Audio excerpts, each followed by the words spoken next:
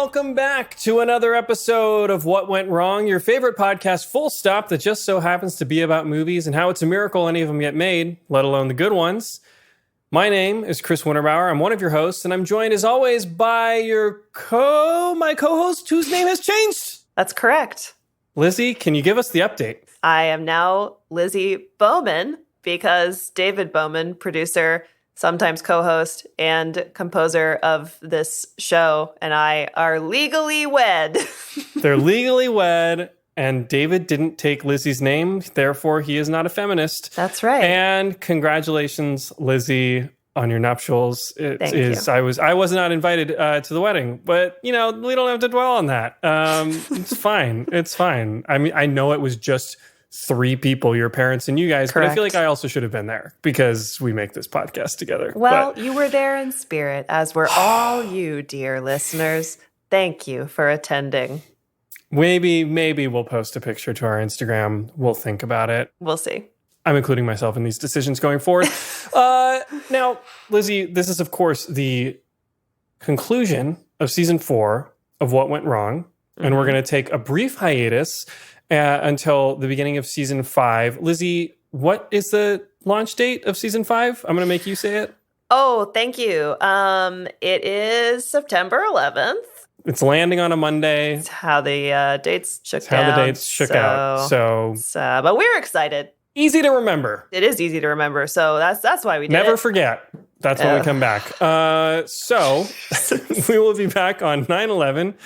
And in the meantime, if you are interested in getting your fair share of What Went Wrong content, feel free to join our Patreon. And to our patrons, you will be getting some bonus content between now and then, including a really exciting interview that we did with a script supervisor, which is an extremely important role on any film set. And we got Jessica Lichtner, who not only is Martin Scorsese's script supervisor, most recently on Killers of the Flower Moon, she also was the script supervisor on what films that we've covered, Lizzie? That would be the Twilight Saga Breaking Dawn Parts 1 and 2, which is actually why she reached out to us. And I was terrified because I saw the subject line and it was like, hey, I was the script supervisor on these. And I was like, oh no, what did I do? And so you can listen to this interview and learn how accurate our reporting was. I'll spoil it for you. It was pretty accurate. Very accurate. So we'll be off for about a month. We're back on 9/11. Feel free to join our Patreon if you would like to hear some more content in the meantime. But let's not bury the lead, Lizzie. We have a very, very fun, classic, much requested movie today.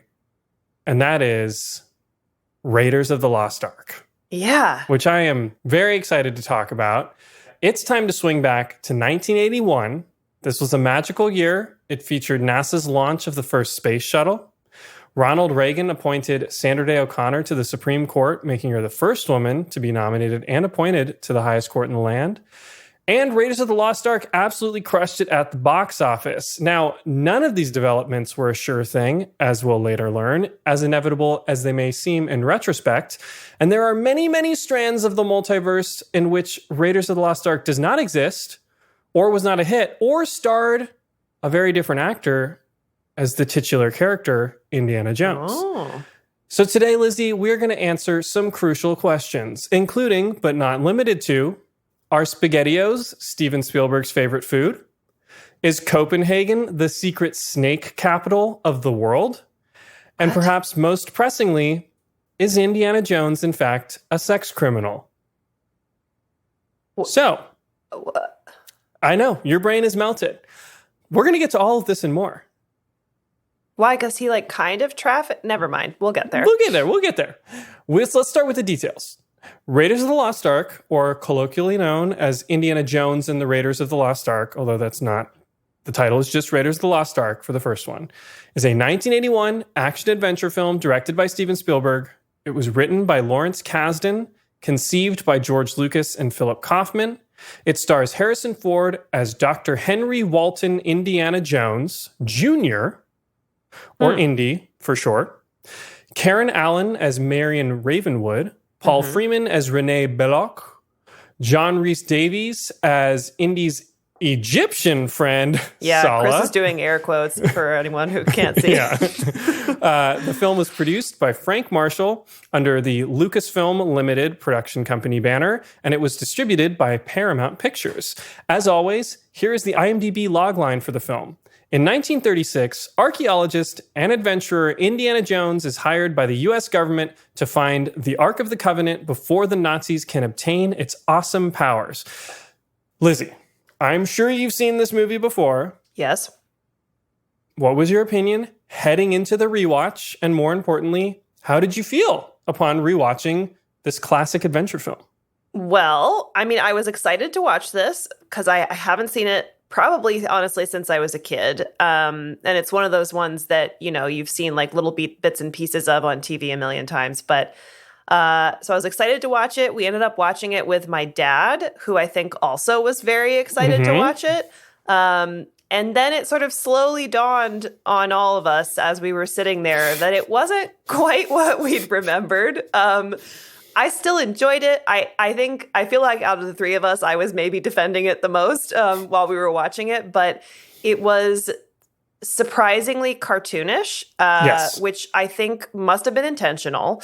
And does kind of make sense given that it's set in the 30s and it was sort of emulating like a sort of 1930s, almost like detective type movie-ish. But, you know, it feels very much like it's the first draft of Indiana Jones to a certain degree. Like he doesn't feel super comfortable in the role yet. Any whoozleby, it's fine. It's fine. I was so surprised. It's like, it's not amazing.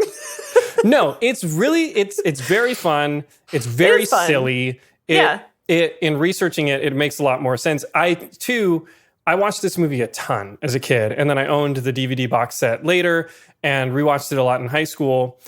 And now that I'm older, I agree. It feels more like a theme park ride than it does like a movie, which was the intent of the filmmakers, and we'll get to that. So I had a similar experience. I felt similarly with The Mummy, where I remembered it being so scary and so epic. Oh no, that held up for me. Well, I'm just saying it was different than what I remembered. And this movie feels the same way. I agree. His character, and we'll get to that, feels like it hasn't been fully fleshed out in the way that I'd remembered his character. And that's obviously I'd compressed 3 films worth of Indiana Jones, or 4, I guess, into one, 5 now. But this movie is really a unique kind of miracle. And it marks a really important point in Hollywood, a really important point in George Lucas and especially Steven Spielberg's careers.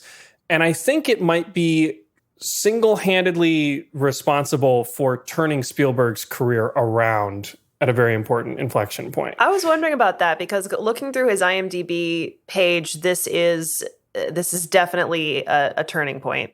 Yeah. There are 2 things I want to call out for our listeners very quickly that David and I noticed while we were watching that are fun if you decide to rewatch this or have decided to rewatch it for this podcast episode. One is that you can hear a very distinct Wilhelm scream, which you can also hear in our own theme song.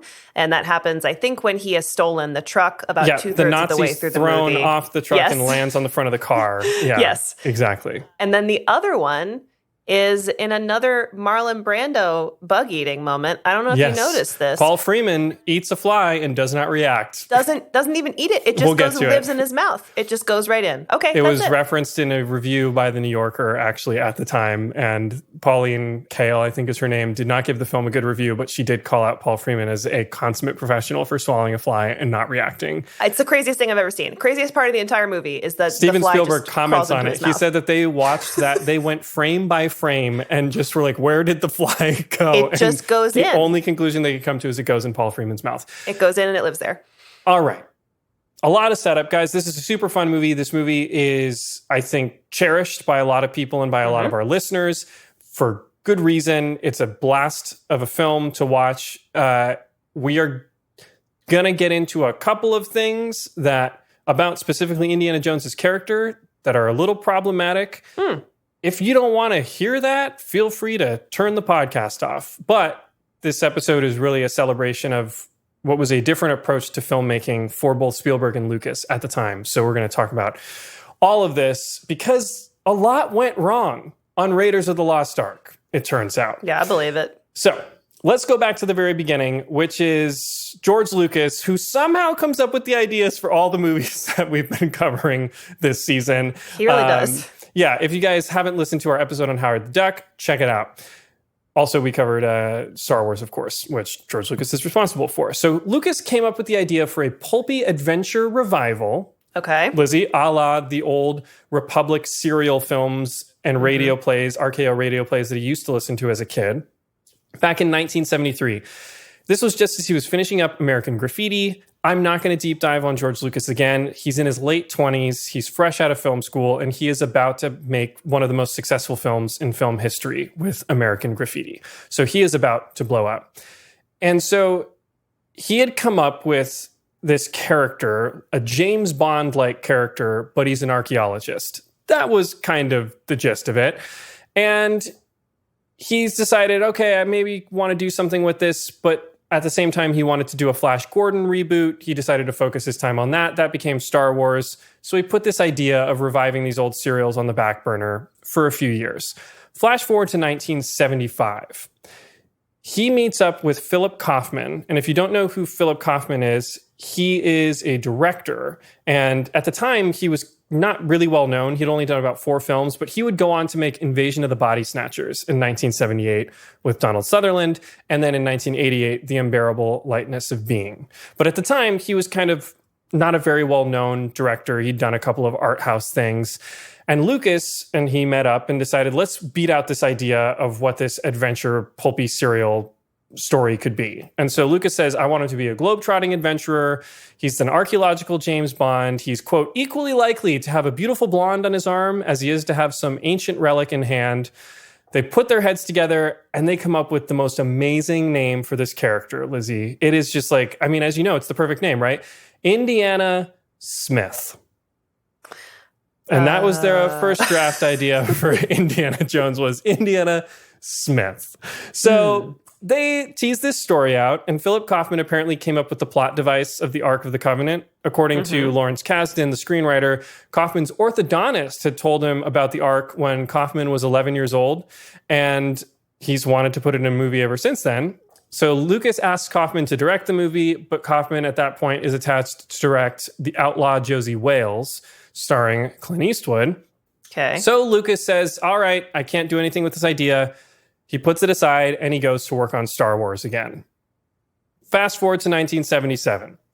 Star Wars has opened and it is the biggest thing that has ever hit the world. Everybody is obsessed with Star Wars. George Lucas has decided to retire from directing because he is so tired after directing Star Wars. He hates it. He wants to produce, he wants to come up with stories, and he loves editing. So he flies to Hawaii to take a vacation, and who does he run into on Hawaii?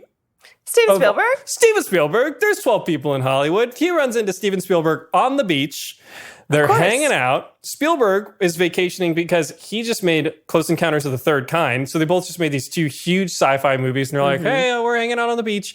And Spielberg goes, George, all I want to do is make a James Bond movie. And George Lucas says, I got one better. How about you make a James Bond movie, but he's an archaeologist? And Lucas pitches Raiders of the Lost Ark to Spielberg. And apparently Spielberg George Lucas is really good at pitching story. Spielberg later said, I felt like I was eating a barrel of popcorn at a noon matinee. And so both men just wanted to recreate that experience of hearing these pulpy adventure films from their childhood. And they were very much aligned on that from the beginning. So Spielberg's like, George, you got to go direct this movie. And George's like, no, Steven, I'm 31. I'm retired from directing at this point.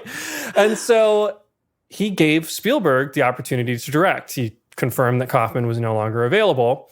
So Spielberg comes in, and from January 23rd to January 27th, 1978, so for 5 days, George Lucas, Steven Spielberg, and very new screenwriter Lawrence Kasdan, who had just broken into Hollywood with the sale of his script Continental Divide to Steven Spielberg's very new Amblin Entertainment production company.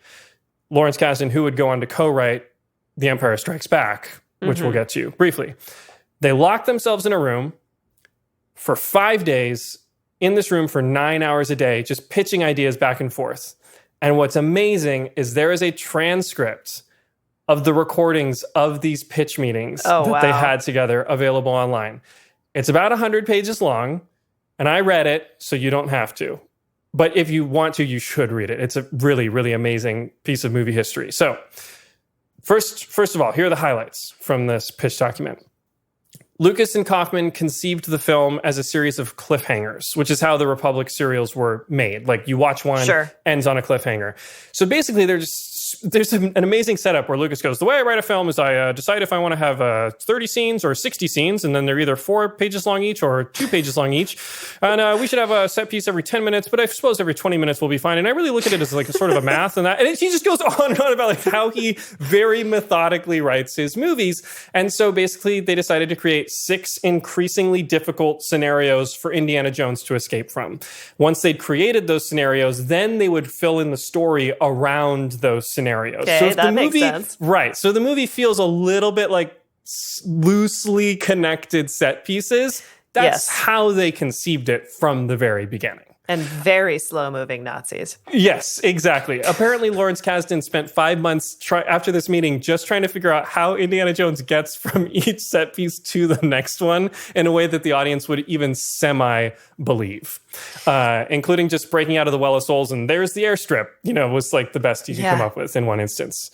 So here are some other fun facts. Indiana's whip was intended to be his version of a samurai sword because they really liked samurai movies and they liked this idea that he could carry some sort of weapon/tool on him.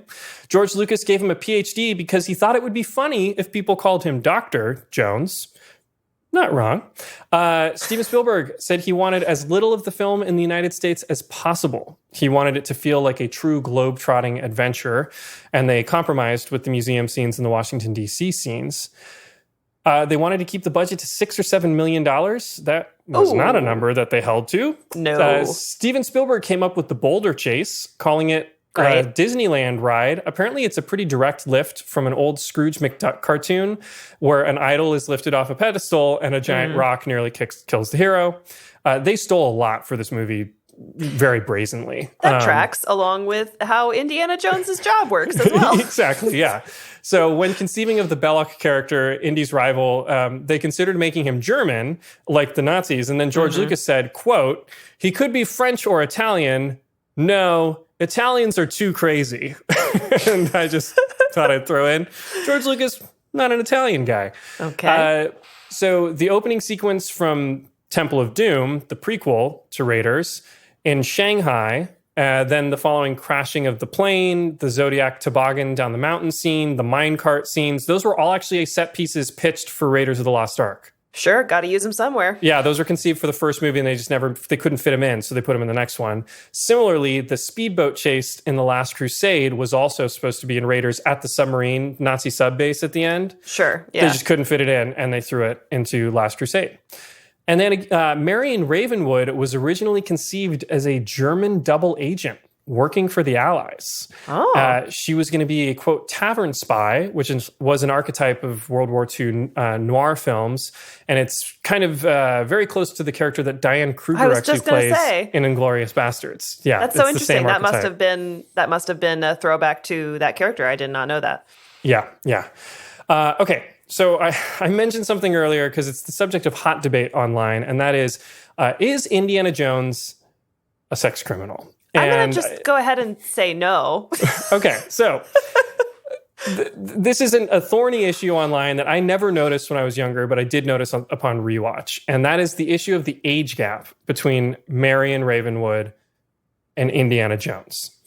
So if you don't remember, when Marion and Indy first reunite in Nepal, and this does go by very quickly, after Indy tells her that he never meant to hurt her, she responds, quote, I was a child, I was in love, it was wrong, and you knew it.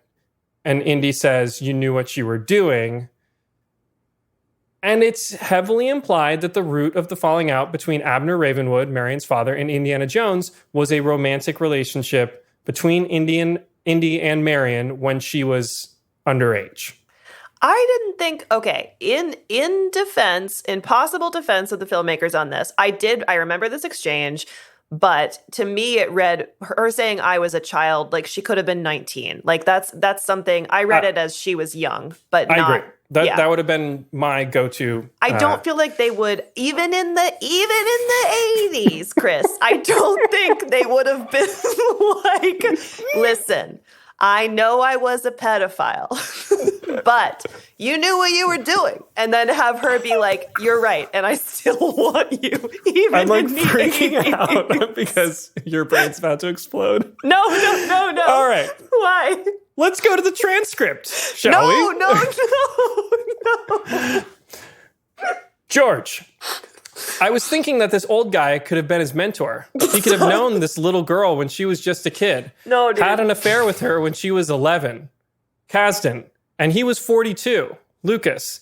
He hasn't seen her in 12 years. Now she's 22. It's a real strange relationship. Spielberg. She had better be older than 22. Lucas. He's 35 and he knew her 10 years ago when he was 25 and she was only 12.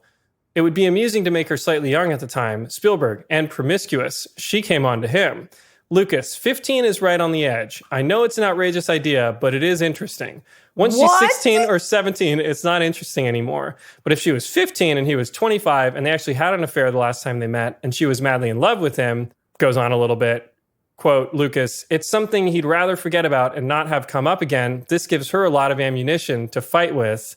Spielberg, in a way, she could say, you've made me this hard.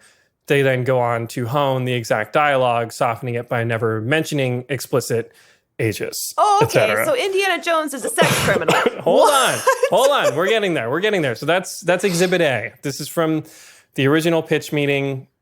This is a first draft idea. So I'm never going to try and defend men again. So it seems like an open and shut case. Indiana Jones was 25, and he had a relationship with the 15-year-old daughter of his mentor. Again, not exactly. And I'm trying to get to the bottom of this because people online are like raging at each other about it. So Karen Allen later stated in an interview that her understanding, and the understanding that she brought on set and discussed with Steven Spielberg, was that Marion was 26 during the events of the film, and that her dalliance with Indy had occurred 10 years prior when she was 16. She also says it was never disclosed to her whether or not they had much of a physical relationship. She interpreted it as something innocent, a kiss, not much more. How old is Indy? 45? No, he's 10 years older. He would have been 26 and she was 16. And that is actually reflective basically of the difference in age between the actors. Karen Allen was older than that. She was, I believe, about 30 when the film was made, and Ford was closer to 40.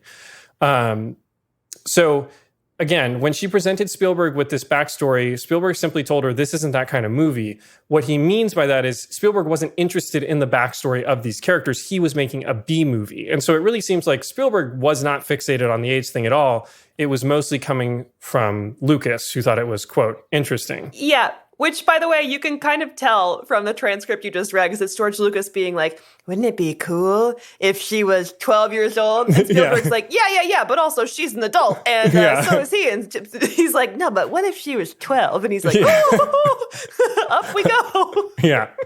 Now, let's assume she's 16, so...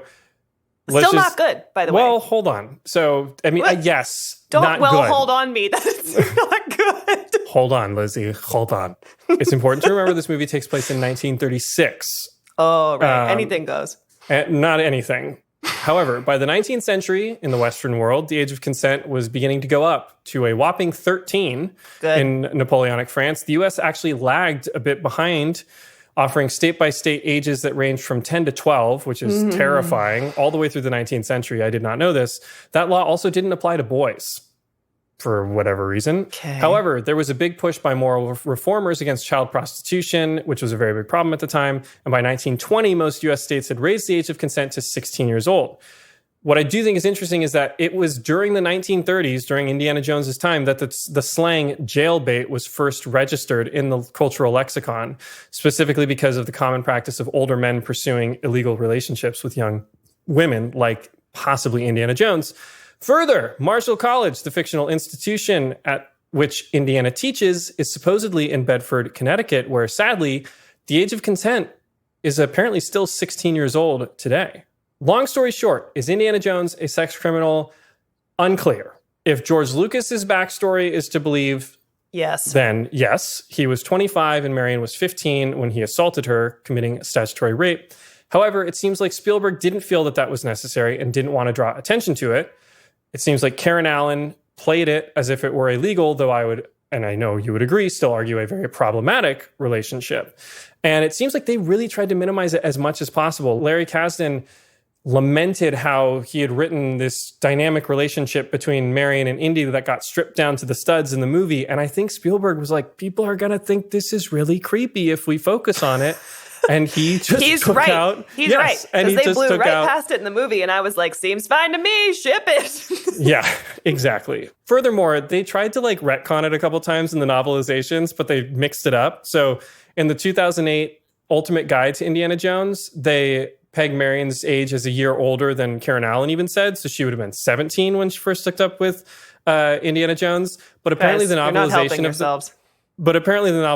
of the film that came out back in the 80s had pegged her at 14, a year younger. So they just really were all over the place. What I want to get to is, why does this feel... It feels a little weird and jarring in the movie, I think, given the character that we're introduced to. This is a professor who seems totally unprepared for the amorous gazes of his female students, right? One of his students closes her eyes. It says, love you, in ink on her eyes. That was improvised, by the way. That was something that they came up with on set. And he seems totally flabbergasted by it. Now, this is actually very different than the script. So Kasdan's script actually called for him to be a ladies' man who was actively sleeping with his students. That scene where he goes out with Marcus to talk to the Army intelligence officers, while they're walking there in the script, he gets interrupted by one of his students who's like, Dr. Jones, can I talk to you? And he's like, yeah, Marcus, I'll be with you in a minute. And like attempts to ditch the Army meeting to go sleep with his student.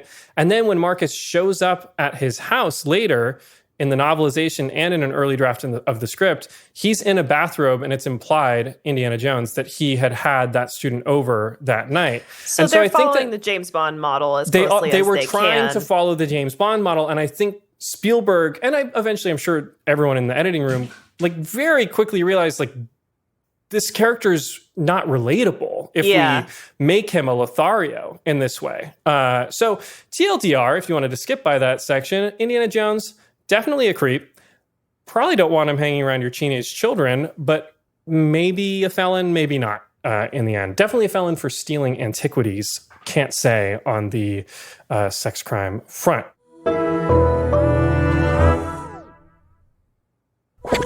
Okay, back to the pitch document, Lizzie.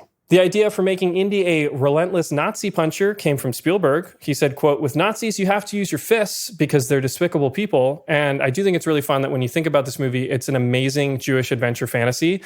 It follows a man beating up Nazis, and it culminates with said Nazis attempting to perform a Jewish ritual only to have God melt their faces off, electrocute them, and blow up their heads. Also, like, if you're looking for a villain, you cannot do better than the dumbest Nazis on the planet. That's why Kingdom of the Crystal Skull, he says Russians, it doesn't have the same impact as Nazis. It's not as good. Nothing as good as beating up Nazis. In fact, speaking of Nazis, they spent a lot of time figuring out the Nazi monkey because they knew they were going to kill the monkey, and they had to make it so unlikable that the audience wouldn't be upset that they killed the monkey. I was confused by the monkey's motivations. How did they do that? They made the monkey do the Sieg Heil salute, and then they were like, we could kill the monkey after he does the Hitler salute. Watch your movie more closely. That shot took over 50 takes to try to get it right. Well, maybe they shouldn't have spent that long on it. Well, yeah. Indy's fear of snakes was retroactively added when they decided they needed an obstacle for the tomb scene when he discovers the Ark. After deciding that water traps, sand traps, lions, and tigers were too expensive or obvious, they opted for snakes. Then they added that to the top of the movie, giving him a phobia for humor. Lucas then said, quote, mechanical snakes will not be used on this movie. Then there's the joke in Last Crusade, they use a very mechanical snake at the opening of that movie when they establish Indy's phobia. When Kasdan was asking Lucas who he saw in this role, he said a young Steve McQueen, and Spielberg tossed in Burt Reynolds. Okay, Burt Reynolds I could totally see. Very interesting.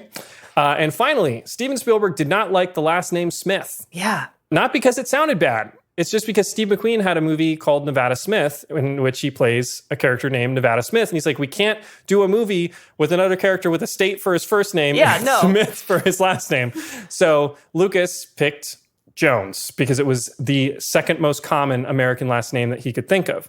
Also, fun story, Indiana was the name of his Alaskan Malamute, a huge dog, which was also the inspiration for the Wookiee. Oh. So George Lucas's dog gave you Indiana Jones and the Wookiee. So if you guys are interested, I highly recommend checking this transcript out. It's amazing. There are certainly things in it that haven't aged well. The use of the word Oriental comes to mind. But if you're curious to see a story be broken in real time by really three of the best storytellers that we've had in film, I would argue, it's an amazing resource. They let each idea die and give way to better ideas, and it's just really amazing. And they're very funny, the three of them. And it's just a really cool resource. So definitely check it out. So Kasdan goes to write the script. Lucas focuses on Lucasfilm and The Empire Strikes Back. And Spielberg goes to direct 1941, which is a movie that we will cover on this podcast at some point. And it's basically his, at this point, only critical failure in his career. And it really throws a wrench in the gears. So 1941 is a satirical look at a panic that arises in Los Angeles after the December 1941 attack on Pearl Harbor. And critics just totally tanked it. It actually ended up making its money back, but people wanted to go after Spielberg. He was the whiz kid, right? Sure. And so they were like, he's not perfect. He can't just do anything that he wants. And not only that, he'd gone way over budget on Close Encounters of the Third Kind and then 1941. So he'd had two films in a row where he'd gone way over budget and over schedule, and 1941 was not a huge hit. Kasdan turns in the script. He brings it to Lucas. Lucas sets it aside, says, come to lunch with me. They go to lunch. Lucas says, I want you to write The Empire Strikes Back. Kasdan's like, you haven't even read Raiders of the Lost Ark yet. And Lucas goes, don't worry. If I think it sucks, I'll take the job offer back. So it was kind of a tragic turn of events. Lee Brackett, a young screenwriter, had written the first draft of Empire Strikes Back. She passed away unexpectedly. Oh, wow. Yeah, so Lawrence Kasdan was then given the role of The Empire Strikes Back. And his first two big movies in Hollywood are Raiders of the Lost Ark and Empire Strikes Back. That's which insane. Is an amazing 1-2 punch. They do rewrites on the script. They start assembling the production team. They bring in Frank Marshall as producer, Howard Kazanjian as EP, Douglas Slocum as their cinematographer. He had shot some of the India scenes with Spielberg on Close Encounters. Michael Kahn, who had edited Close Encounters and 1941, comes in to edit. And then they bring in Norman Reynolds to do the production design, which is amazing in this movie. Yeah, and he great. had just won the Oscar for Best Production Design for Star Wars. Oh, so wow. basically, this is Spielberg and Lucas bringing in the best people that they've been working with for the last few years. They have all the Star Wars people and whatever Spielberg people that they want. Shocking lack of Richard Dreyfuss, though. That was a mistake. Yes. Now, according to Dave Pollock, George Lucas's biographer, George Lucas wanted to finance the movie himself. He was so tired of the studio system. He's like, I need to do this movie myself. The problem is Lucasfilm actually was in a cash flow problem. Despite making a shit ton of money off the first Star Wars, Lucas's finances were in disarray, and he'd had to take out a bunch of loans to finance The Empire Strikes Back. When that movie went over budget, he had to go back to Fox to back another loan, and so he was stuck with another studio, so he couldn't finance the movie himself. So he had to swallow his pride and tell his employees to go sell the movie for him because he didn't want to talk to the studio. So Tom Pollock and Charles Weber, the top two executives at Lucasfilm, they send the script out with an unprecedented set of requirements for whatever studio wants to finance this movie. So for the right to distribute the film, they have to pay the $20 million now plus budget. They have to pay George Lucas $1 million up front as a producing fee and give them a percentage of net profits. They have to pay Lucasfilm $1 million producing fee and give them a percentage of net profits. They have to give Spielberg $1 million to direct and a percentage of gross revenue. Oh, wow. So not even net. And in addition, Lucas and Lucasfilm would control and own any and all sequels, merchandising, and licensing. So basically, he was offering not the a great studios deal. nothing. Yeah. And there's this rumor online that all the studios turned down Indiana Jones. That's apparently not true at all. The only one that turned them down was Fox because Alan Ladd Jr. had left. And so there was no longer a relationship there. So Universal, Warner Brothers, Paramount, Columbia, and Disney all pick up the phone and call saying, this deal is awful. What can we do to make it happen? And it seems like the reasonable expectation would be that it would land at Universal because Spielberg, 3 of his 4 films, theatrical films, had been at Universal: Sugarland Express, Jaws, and 1941, and that Lucas had done American Graffiti at Universal. However, it was Paramount that stepped in and said, we want to make this movie. And one of the reasons is that a couple of the studios, apparently, according to Lucas, actually said that they would only make the movie with him and those terms if he fired Spielberg because of 1941. They wanted to work with a, quote, more trustworthy director. Yeah. That's dumb. People can make one, kind of okay movie. Yeah. Tell me about it. I made 2. So Paramount CEO Michael Eisner loved the script, but hated the deal. He countered with a few changes. He wanted distribution rights to up to 5 sequels, giving us Kingdom of the Crystal Skull, and a reduced budget of exactly $20 million. And if they went over budget, there would be financial penalties that Lucas would have to pay for himself through Lucasfilm. The final sticking point sounds really simple, and I really don't know if I understand it entirely, but basically, George Lucas wouldn't put his name on the contract. He said, I'm not going to guarantee that I'm going to be an executive producer on this movie. And so what it sounds like happened, he was so pissed about the whole Star Wars thing, studios dangling things over him and making him run in circles, that he basically said, if you want to make this movie with me, you have to trust me that I'm going to produce it. He doesn't have a contract. He is Don Drapering it. And Eisner's like, no, get fucked. And Eisner goes to sleep that night thinking, this is the best script I've ever read. What am I doing? He calls William Hike and Gloria Katz, the co-creators of American Graffiti, who also directed Howard the Duck. Listen to our episode. No. They knew George Lucas very well. And he goes, how do I get George to listen to me? And they're like, you have to trust him. George is a crazy person. He will absolutely set this movie on fire just to screw you. And so Eisner the next day called him, signed the deal, and said, quote, I trust you, like through gritted teeth. But apparently, from Eisner's perspective, it was actually one of the best productions that they had during his run at Paramount because he wasn't on set dealing with dysentery. But we'll get there. So George Lucas and Steven Spielberg decide that they cannot afford to go over budget. Lucas is bleeding money on Empire Strikes Back. Lucas has no trust in Hollywood. So even though that Paramount says they have 85 days to shoot the movie, they actually come up with a schedule to shoot it in 73 days. So 10%, over 10% faster than what the studio is saying. And they're going to do that by storyboarding almost the entire movie, which is unusual for Spielberg. So they actually did 6,000 storyboards in pre-production, covering 80% of the film. And you can see a lot of these online on the DGA website. Spielberg also decided early on, I'm not going to do 15 takes. I'm going to do 3 to 5 takes, and we're going to treat this like a silent film. We're going to put the camera in one position, shoot a couple takes, move it to the next position, shoot a couple takes, and they're just going to blast through it like it is a B movie. They decided to shoot the movie in the way that they wrote it. All right. Now they're going to cast the movie. Lucas wants an unknown actor in the lead role. He always wants an unknown actor in the lead role because then it's a George Lucas movie and not a lead actor movie. So they hold auditions for Indiana Jones at Lucasfilm in the production office kitchen. And apparently it was a very unusual process. They would bring actors in the morning and they would cook with Steven in front of the producers, make cookies, have a conversation, take a photo. Then in the afternoon, another set of actors would come in and they would eat whatever the first actors had cooked, have a conversation, eat some cookies. And then they did callbacks where they actually read a short scene. And then they did screen tests for the final candidates. And what they really wanted to get a sense of just like, what's this person's personality? Because this character is just going to be this person's personality at the end of the day. And so at the end of a few rounds of auditions, Mike Fenton, the film's casting director, had a top choice. Lizzie, any guesses? I don't know. Not Kurt Russell. Jeff Bridges. Jeff Bridges. Very good, Lizzie. You got it. When I said Kurt Russell, I meant Jeff Bridges. Jeffrey Bridges. They do look similar. They do. So according to a 2011 Movie Phone article, Bridges he would have been good. He turned the role down. I don't know if that's true, but that is what I read. I couldn't find it confirmed elsewhere. Other names that they were also considering included Nick Nolte, Steve Martin. Kind of want to see that. Oh, I would watch Jeff Bridges or Steve Martin, Indiana Jones. Bill Murray, Chevy Chase, and Jack Nicholson. No.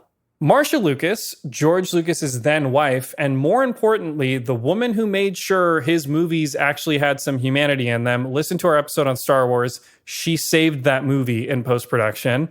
Notice his Star Wars movies got a lot worse after they got divorced. Her top choice was a little-known television actor at the time who would have a very important recurring guest role on Friends. I didn't watch Friends, Chris. You didn't watch Friends? Oh my No. God. Tom Selleck, the man with the mustache. Magnum PI. Tom Selleck was the top choice. Lucas and Spielberg agreed. They reach out to Selleck's agent, the William Morris. It's just one person, William Morris, and they offer him the role. But Tom Selleck had just shot the pilot for Magnum PI, which was testing very well. And CBS had him locked up in a contract. So when Spielberg reaches out and says, hey, can we get him out of that contract early? CBS realizes we have a hot commodity on our hands. So they immediately greenlight Magnum PI. They cockblock Selleck and they say, no way you're getting out of your contract.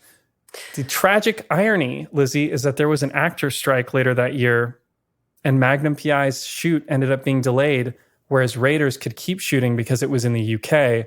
So Tom Selleck technically could have done both projects if CBS had let him out of his contract. I have to say, though, I think that worked out the best for both of them.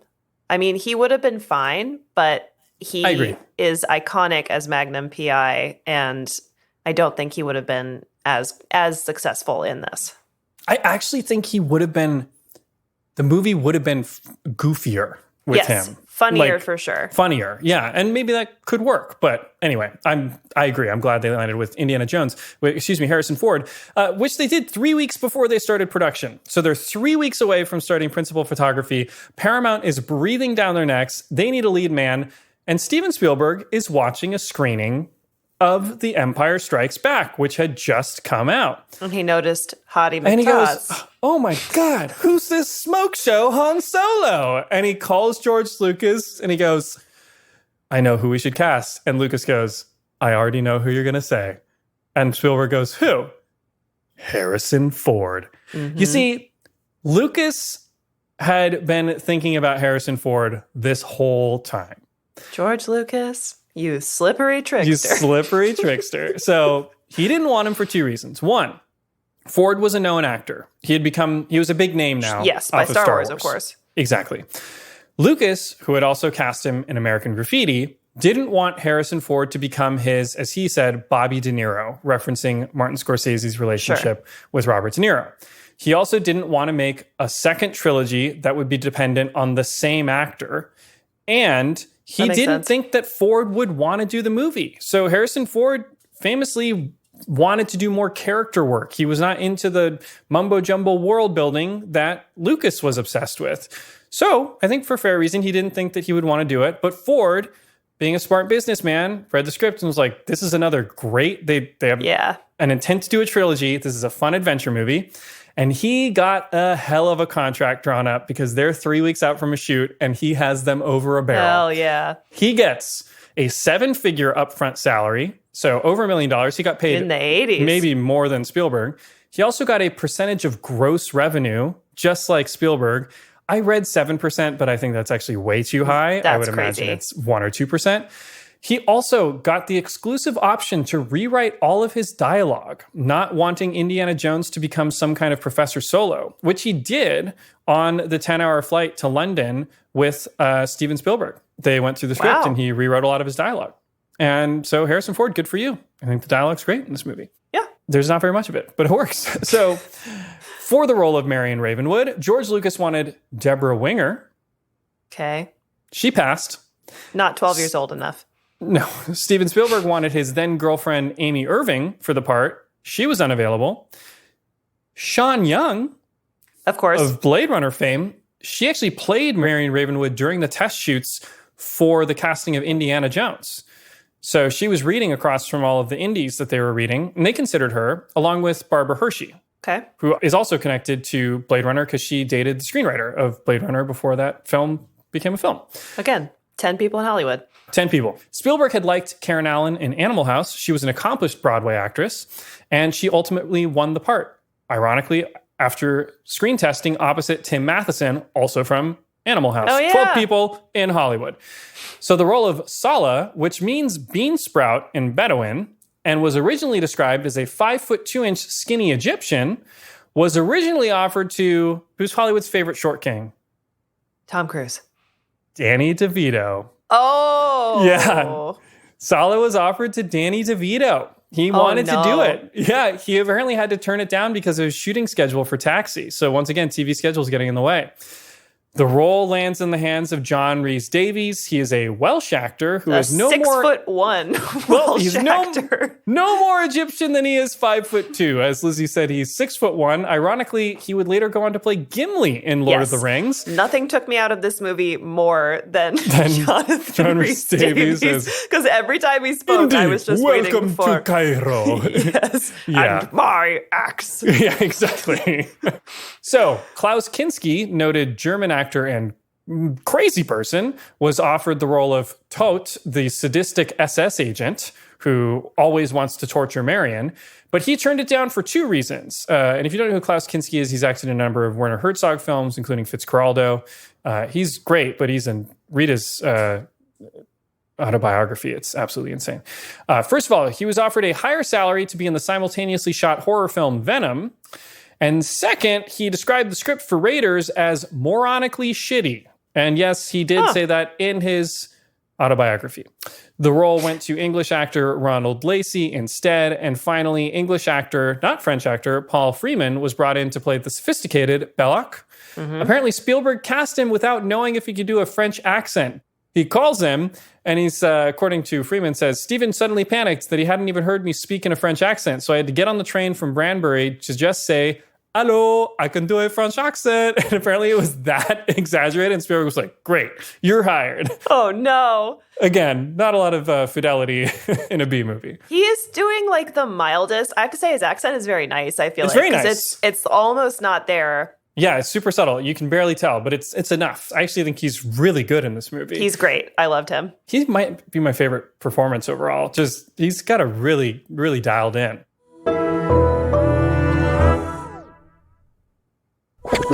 All right, so production. Filming starts on June 23rd of 1980. Remember, the draft was sent out to studios, I think, at the end of 1979, December of 1979, or January of 1980. Yeah, this is moving fast. So they start off the coast of France, near the town of La Rochelle. They shoot the U-boat scenes first, out on the water. They could not get the 12 U-boats that were scripted because they don't have the money. But what they could do was rent the sub that Wolfgang Petersen had just used in Das Boot. And with the rental, they also got some footage that he'd shot of it inside a U-boat pen near La Rochelle, which they used in the movie. Perfect. So a common theme is Spielberg just used footage from other movies in this movie to fill in the gaps that he didn't have. Great. So Spielberg just blasts through these location shots. Even though they got rained out the first 2 days that they were on the water, they were done with all that sub and ship stuff in 7 days.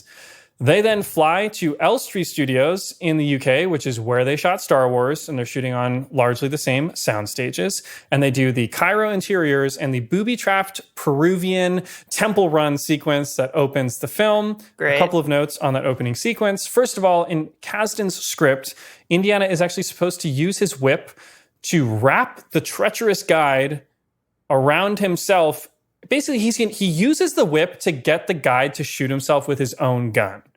And Spielberg gets to set and wisely decides that's way too complicated. Let's just have him disarm the guy with his whip. Again, Spielberg constantly making decisions to simplify things on this movie as he's shooting it, I think in a really smart way.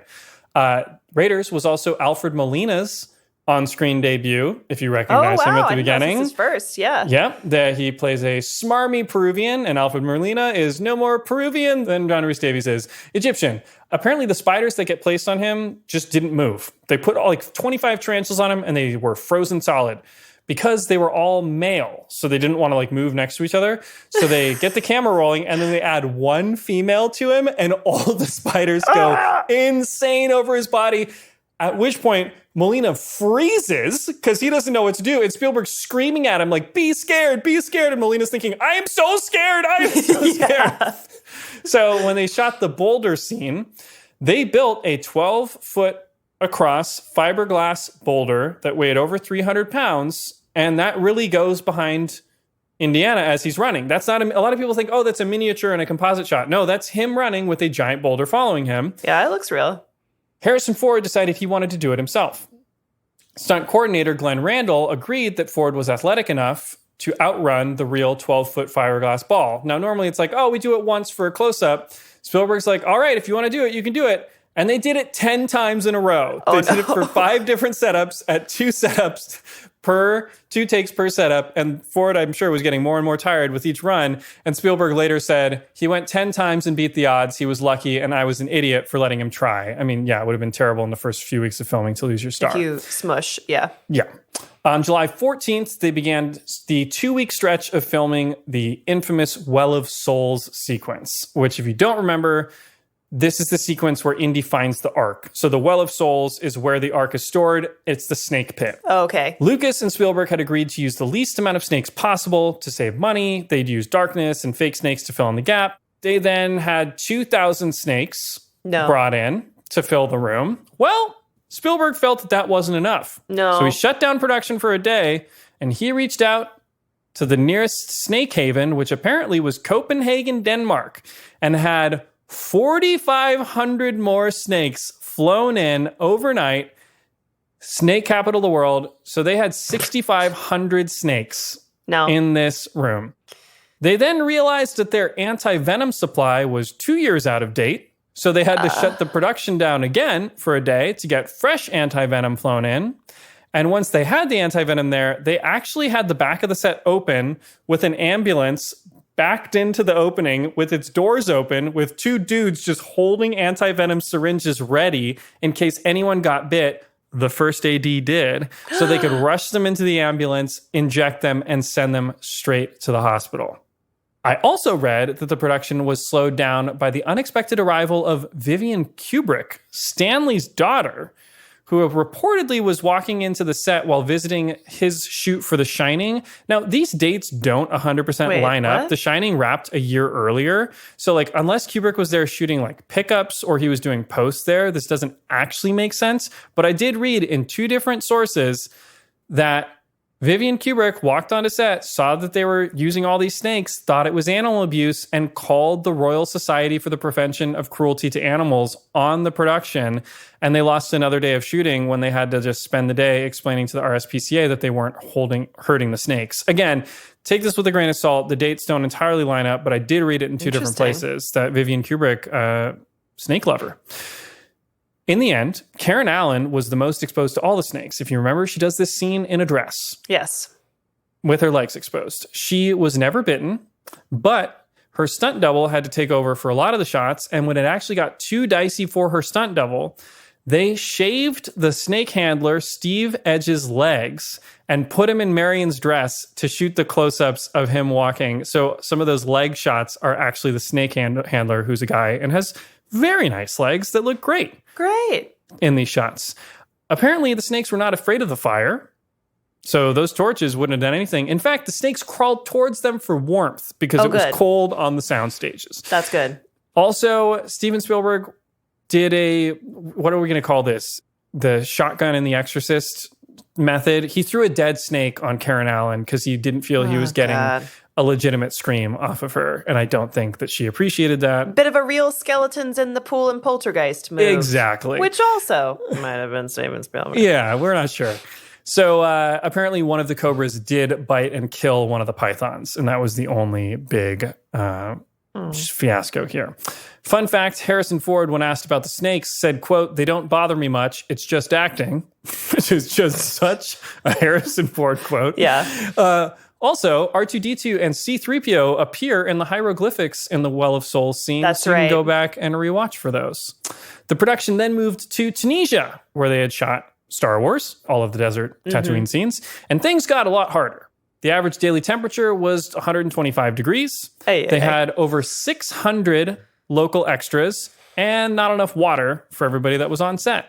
Spielberg responded by increasing their shooting pace, averaging up to 35 camera setups a day, which is insane. That's a lot. For film, it varies, but I'd say under 20 setups per day would be the average, and 20 would be a lot. He was working at a television pace on this movie.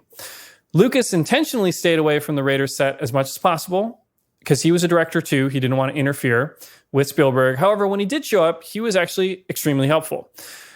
He would sit next to Steven Spielberg, and when he disagreed with how a scene was being shot, he would say, well, it's your movie. If the audience doesn't like it, they're going to blame you. Oh, my God.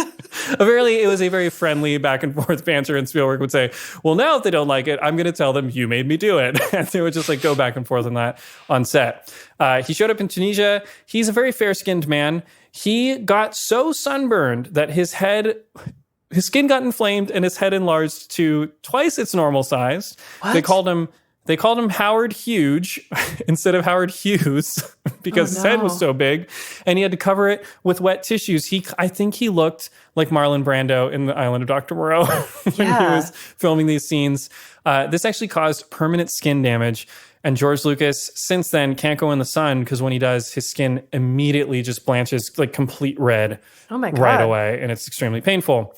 However, he did act as the second unit director for a lot of the movie. So he shot a lot of the action shots. He shot the silhouette shot of Indiana leading the diggers as they find the Well of Souls. He got the shot of the Nazi salute that the monkey does that you don't even remember. Rude. Sorry, George. So I think having Lucas around was a really great thing for Spielberg on this movie.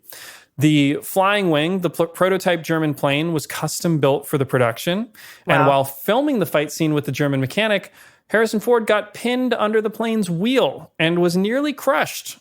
They braked just in time, and it took 40 crew members and nearly an hour to get the plane off of his leg. Oh, my God. Yeah. Now, of course, by the time they hit filming this scene, a lot of the crew had dysentery, much as they had on Star Wars.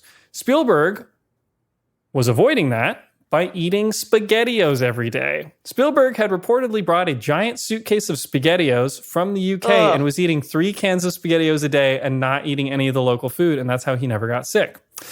That's how he never got dysentery. I don't know what you get from eating a diet of just SpaghettiOs. His insides are falling out of his body right now, but he avoided dysentery on this set. Now, he had run out of stuntmen by the time he hit this plane fight scene because so many of them had dysentery. So he turns to producer Frank Marshall and he says, I need a pilot in the cockpit of this flying wing. And Frank Marshall's like, I'm not an actor, Steven. I can't do this. And he goes, all you got to do is be in the cockpit. It'll be one day. Well, it turns out it was 150 degrees in that cockpit in the summer. And it turned into 3 days. And then he improvised the action so that Karen Allen would go on top of the plane and beat Frank Marshall over the head with the chocks that blocked the brakes of the plane's wheels. Sure does. And Frank Marshall said it turned into 3 days of heat fatigue and getting beat over the head by Karen Allen. Karen Allen had not done stunt work before, so apparently she punched everyone that she had a stunt punch with on this movie. She just punched them in the face. She punched Harrison Ford in the face. She punched the Nepalese extras in the face. She hit Frank Marshall in the face. Great. The truck chase really did involve a stuntman being dragged under a truck at 30 miles an hour. So that's a real person under the truck that is not a dummy or a mannequin. Oh my God. They dug a narrow trench for the trucks to drive over, and Harrison Ford actually did that stunt for the close-ups, which resulted in him bruising his ribs. He also tore his ACL during the fight scene with the German beefcake who he boxes when that German beefcake rolled over his knee. Oh, God. So Harrison Ford, pretty beat up by the end of this shoot. Yeah. Harrison Ford also got dysentery, unfortunately. Everybody's got dysentery. There's this big fight scene planned, Lizzie. It's going to be epic. There's going to be a giant Arab swordsman with a huge sword, and Indiana Jones is going to use his whip, and they're going to have, it's a lightsaber fight, but it's a giant sword and a whip. Yeah. Sounds great. Yep, they're ready to film it, and Harrison Ford is going to the bathroom every 15 minutes. He is pooping everything out of his body, and apparently the guy that was playing that Arab swordsman didn't really learn the choreography very well, so Harrison Ford was like, this isn't going to look good. So Harrison Ford, clutching his belly, turns to Spielberg and goes, hey, let's just shoot the fucker. And Spielberg turns to him and goes, I had the exact same idea. So they just had Indiana Jones pull out his gun and shoot the swordsman, cutting the entire choreographed fight scene and resulting in one of the movie's funniest sight gags, I think. Yeah, it's very funny. Watching it now as an adult, you're like, wow, that's not fair. No, exactly. Yeah. Such a dick move. But it's a great aspect of his character too. It's great. I really like that about him. He does not care. Yeah. A another Tunisia fun fact, the canyon where Indy holds up the Nazis with a bazooka at the end, that's actually the same canyon where the Jawas take R2-D2 and he's rescued by Obi-Wan in Star Wars. Huh. So the last stretch of production takes the crew to Kauai for the exteriors of the opening scene of the film. So the Peru exteriors, those are in Kauai. The initial donkeys they filmed with went lame. That's actually a term for the inflammation of the hooves of donkeys, so they won't walk anymore. So they needed replacement donkeys, which was very hard to find on Kauai on short notice. They eventually found 2 of them that were the wrong color and in the wrong part of the island. So they spray painted them brown with hairspray. They blindfolded them, put them in a crate, attached them to a helicopter, and flew them to the Nepali coast where they were flying. No donkeys were harmed in the making of this movie. Well, maybe not physically, but they had lasting mental trauma from that. Yeah, for the next 3 years of their dumb little lives. Now, the mountain that the Paramount logo dissolves into is Kalalea Mountain. And that was a last-minute decision by Spielberg, which sent Frank Marshall scrambling around the island to find a nearby peak that could accommodate this request. And of course, the production wouldn't be complete without one last accident. The shot where Indiana climbs on board the plane and it takes off from the water, that's all one shot. That stunt was actually performed by Harrison Ford. And on the first take, they got up over the trees and then lost altitude and disappeared on the other side of the trees. And the plane crashed. But apparently, miraculously, Ford and the pilot were both unharmed. What? And they piloted the plane back around and they did another take. So, Lizzie, in the end, despite all of these problems, Steven Spielberg kept the train running. And they wrapped production in the planned 73 days. That despite is crazy. Losing, I believe, over 7 days to rain, snakes, injuries, dysentery, etc. That's 12 days faster than Paramount had mandated, and they came in on budget. Damn. Which is amazing. So Spielberg dives headfirst into the edit. He comes up with the first cut of the film. It's 3 hours long. They cut all the character stuff, as I mentioned. Yeah, and it's gone. It's just all gone. They're just like, we need the action, and that's it. They filled out the missing pieces of the film with stock footage. The plane the DC-3 plane that Indiana's always traveling on between locations, like when he goes, that's just footage from other movies that they took and they just put in this movie. They're like, it works. It's totally fine.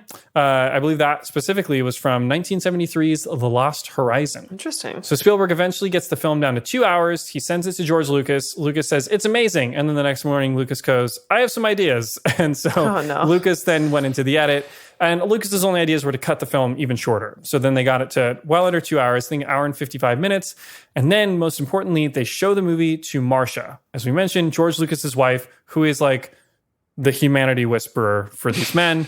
And she saves the end of the movie. So they show her the rough cut and she looks at them and she says, the ending doesn't work. They're like, what do you mean? It's great. Indiana kills the Nazis, or God kills the Nazis, shows up in Washington. And she goes, where the hell's the girl? Apparently in the original ending, the last time you see Marion is tied up on the German island. That tracks. And the audience is just left wondering, like, is she still there? And they're like, oh my God, why did we put her in the last scene? So Steven Spielberg did a reshoot with Karen Allen and Harrison Ford in San Francisco at the Capitol building there in order to add Marion to the post-briefing scene with Army intelligence officers because she was like, there's no emotional resolution to this film if you never see her again. Which, by the way, her character this entire movie and also in that sequence on the stairs at the very end is just kind of like scrambling around trying to keep up with like clearly not being paid enough attention to. Always being left behind by Indiana Jones. And even at the end, she's like, how'd it go? How'd it go? And he's just like, barreling on down the stairs. Well, I'll talk about this now. I was going to save it for the end. Apparently it was a very tough shoot for Karen Allen. And she's a really wonderful Broadway actress, and she wanted more for her character. Yeah, and there's not a lot. She kept pitching Spielberg, why couldn't my character also want to find the Ark? Like, if my father was obsessed with finding it for so long, couldn't I have a motivation of wanting to complete his life's work? But Spielberg didn't want to touch the script by the time Karen Allen showed up on set. And I think justifiably so. He's moving at lightning pace. But she was pretty dissatisfied with this character, it sounds like. And then she was really disappointed when she saw the final film and realized that they had cut all of the character stuff that she thought she had even had to begin with her character. And she talks about how the scene where you're introduced to her, she drinks the guy under the giant Sherpa under the table. In the original version, she shoos the men out of her bar. She goes outside. She's a little drunk. She laughs. She puts some snowballs on the side of her head. She comes back inside. And then the reason that her hands are on the side of her head when Indy walks up is because she had just had the snow on the side of her head. And then they have a much longer conversation where they discuss their past, and she discusses the death of her father, and all of that stuff disappeared. And so I think that she, understandably, even though she has fond memories of the movie and she appreciates that a lot of women come up to her and talk to her about the part and they appreciate her, she felt like she was given kind of the short end of the stick when it came to the balance between character and action. And if you look at her filmography, she didn't do a lot of movies like this after Indiana Jones. She went into smaller indie work, more character-driven work.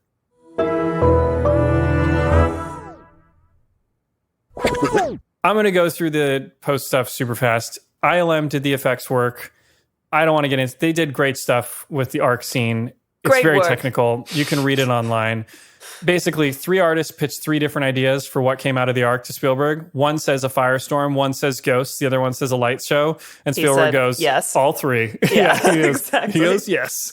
And Joe Johnston, who would later go on to direct, Jurassic Park 3, and I think he did Captain America, Winter Soldier, was actually one of those artists that had conceived some of this work on Raiders of the Lost Ark.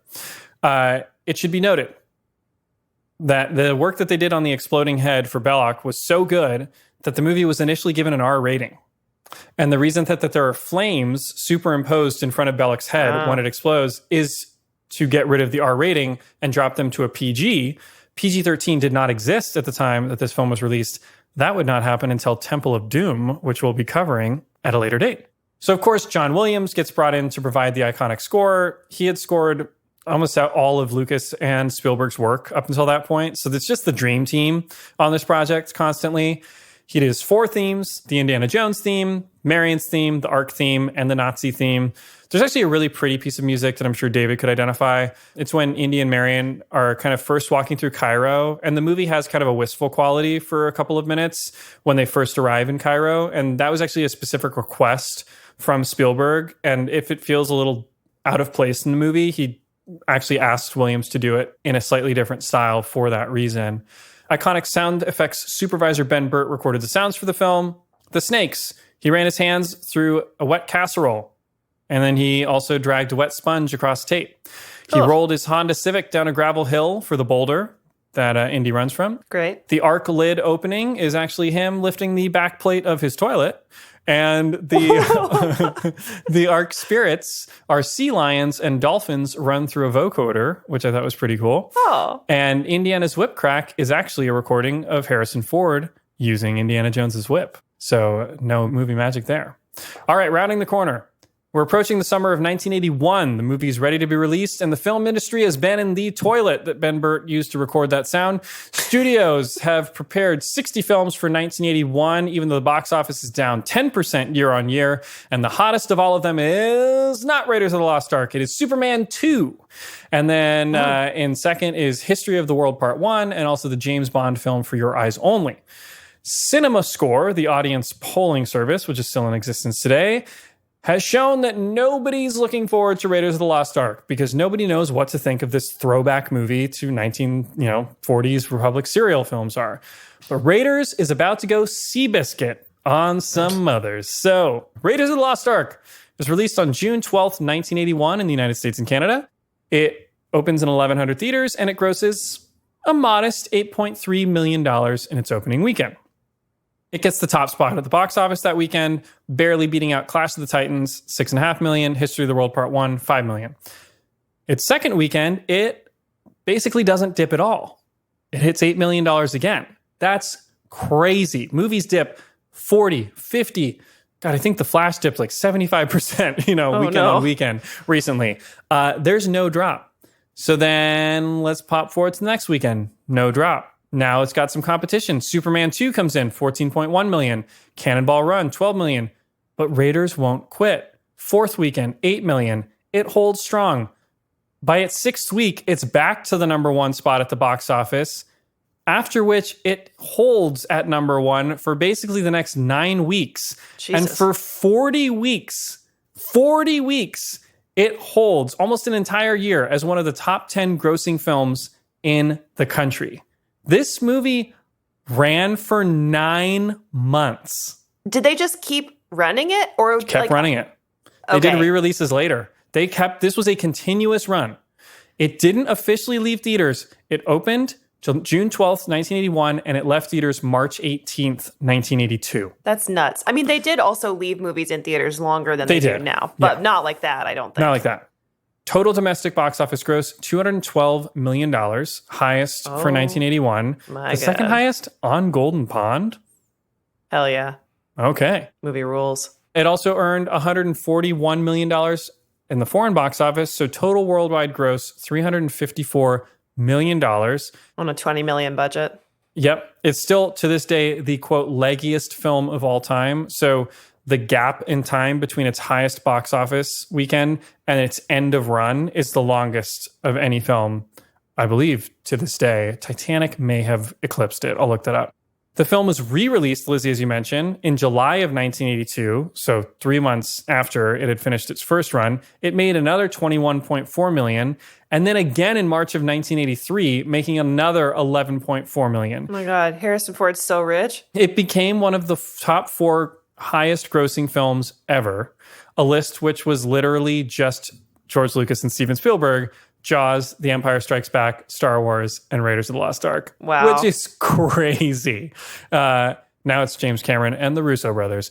Paramount netted $49 million in profit off the film.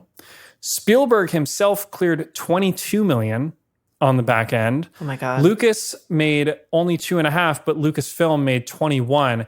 And I've read a lot of conflicting reports on what Ford made. But on the low end, I read $5 million. On the high end, I read just north of $20 million that he made on the back end. It's probably somewhere in between. Damn. And typically, he'd been paid around $500,000, I believe, on Empire Strikes Back. So this was a huge bump for him. Mm-hmm. Raiders was released to near universal critical acclaim. It would go on to win 5 Oscars at the 1982 Academy Awards: Best Art Direction, Best Film Editing, Sound Editing, and Visual Effects. It was nominated for Best Director, Picture, Cinematography, and Score.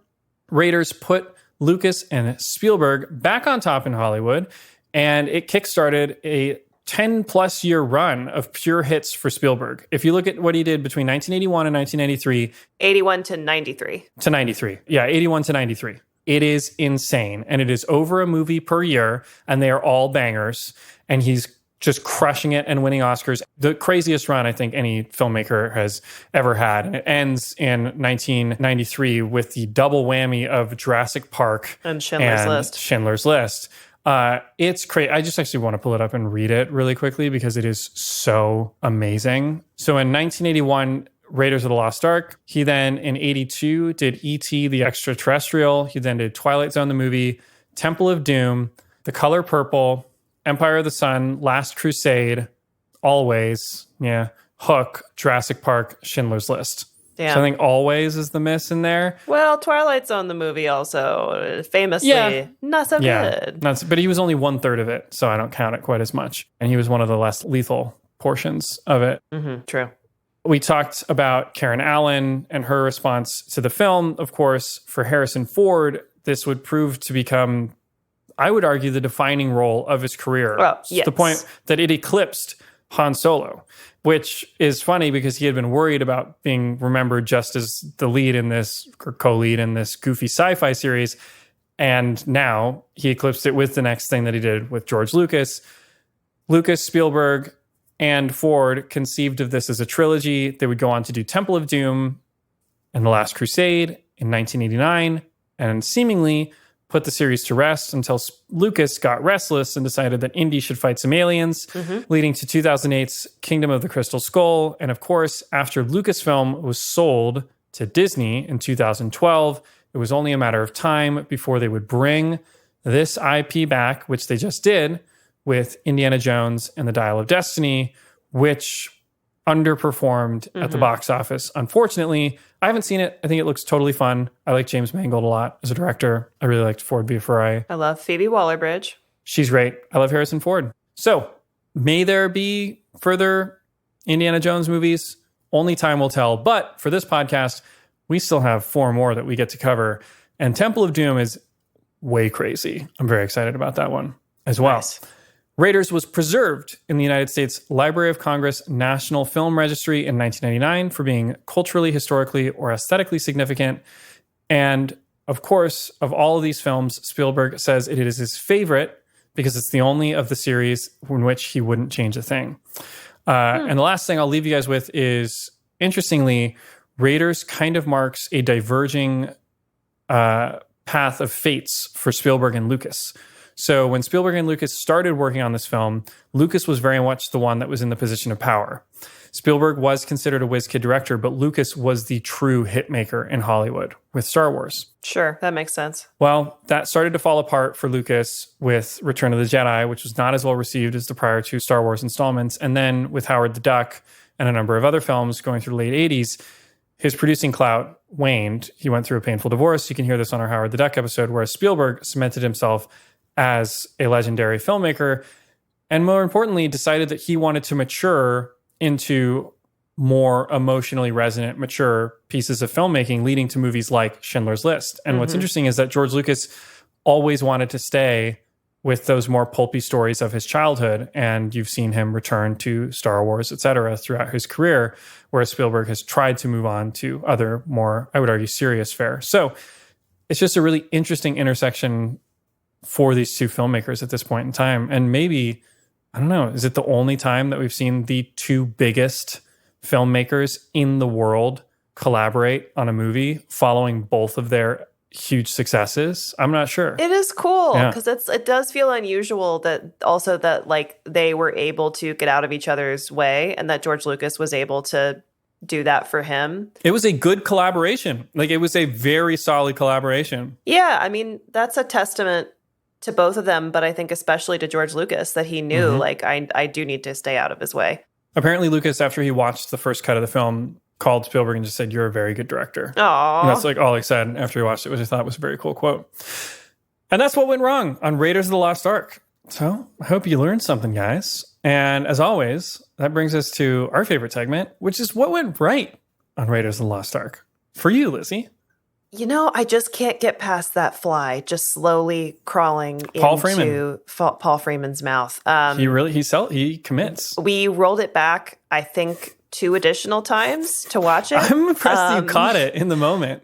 It happened and I was like, did that fly just? David was like, yeah, right in his mouth. We went back and just watched it. I could watch it again and again. So that fly, I loved it. Academy Award winning work for that fly. If you guys want to see this specific moment, so it's towards the end of the film, Indy is holding the bazooka up on the ridge over Belloc, the Nazis, Karen Allen, as they're walking the Ark to the pedestal. And Belloc addresses Indy for the first time. And in that close-up, the fly crawls into his mouth. It's the craziest thing you'll see in the entire movie. So I would say that. And then, I mean, you know, it's the classic what went right from this. It's the fight scene where he doesn't fight him, he just kills him. It's great. There's like nothing like it prior to this. There's a fly on your microphone, and I think it's going to go in your mouth. I've been watching it all night, honestly, because I really don't want it to, and it will not leave me alone. It's going to happen. Do not Paul Freeman me. My what went right, I think the stunt work in this movie holds up really well. That's true. It's really good. I actually think the matte paintings look great too, and there are just certain storytelling aspects where you're like, oh yeah, this feels like the 80s, but I think the stunt work's great. All of the truck stuff is awesome. It sells the sets. Like that boulder feels really good, you know, because that stunt work is really impressive. So kudos to the stunt team. Kudos to Harrison Ford for pulling off a lot of the stunts himself as well. Also, John Williams. Beautiful score. I love Marion's theme. It's a great theme. All right, guys, that wraps our coverage on Raiders of the Lost Ark, the first of many Indiana Jones films that we will be covering. As always, if you enjoy this show, give us a rating and review on Apple Podcasts. If you really enjoy this show, consider joining our Patreon. And if you really, really enjoy this show, tell a friend about it. Yes. Because we would love to expand our listenership. And of course, we wouldn't be here without our full stop supporters, Hannah Tripp, Soman Chainani, Tom Kristen, True All-Stars, You to Real MVPs. That's right. We'll be off for a few weeks, but we're back. When are we back, Lizzie? Could you remind? I will never forget. It's 9/11, and we will have some encore episodes that we will run.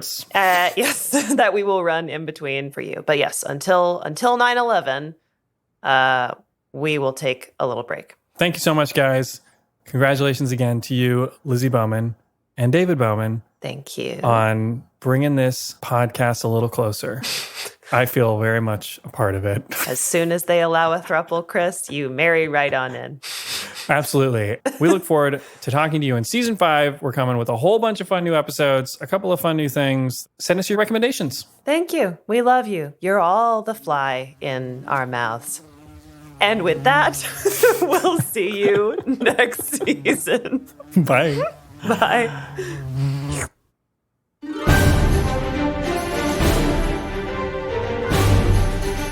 Go to patreon.com/whatwentwrongpodcast to support What Went Wrong and gain access to bonus episodes, video content, and more. What Went Wrong is a Sad Boom podcast presented by Lizzie Bassett and Chris Winterbauer. Editing and music by David Bowman, with cover art from Euthana Uos.